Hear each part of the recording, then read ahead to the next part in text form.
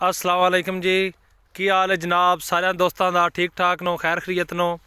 और सब तो पहले साडा पंजाबी लोग चैनल ज़रूर सबसक्राइब करो और वेखो अच्छी अच्छी वीडियो। जनाब आज तुहानू जिहड़ी चीज़ असी विजिट करवाने वास्ते जनाब आए हाँ, आ जनाब थोम है, जिन जनाब इंग्लिश असी बोलते हैं लसन भी, ठीक है।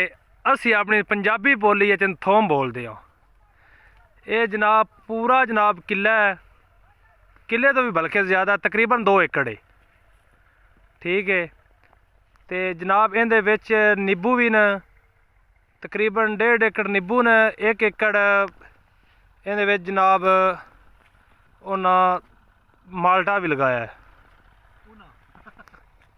आ जनाब दूजा मूलियां जनाब, आ साडे बड़े ही अच्छे दोस्त नो रफाकत भाई, ये जनाब स्पैशल है मूलियां वास्ते आए न।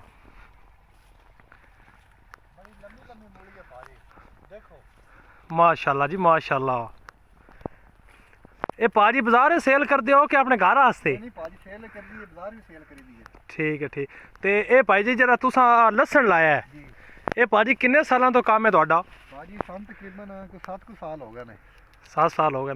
ते भाजी ठीक प्रॉफिट है? नहीं माशाल्लाह बड़ी प्रॉफिट है, ठीक ठाक है अल्हम्दुलिल्लाह। ये तुसी दोस्तां की पैगाम दिओ दे के लाना चाहिए कि नहीं?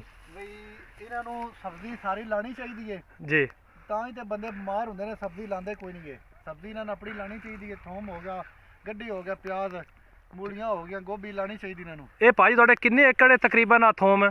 तकरीबन भाजी ये 2.5 एकड़ बन जाते हैं।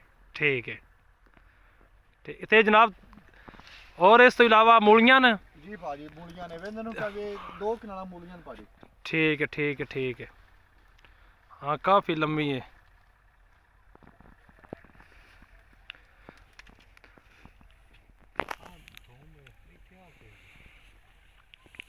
साफ कर दे रहे थोड़े पा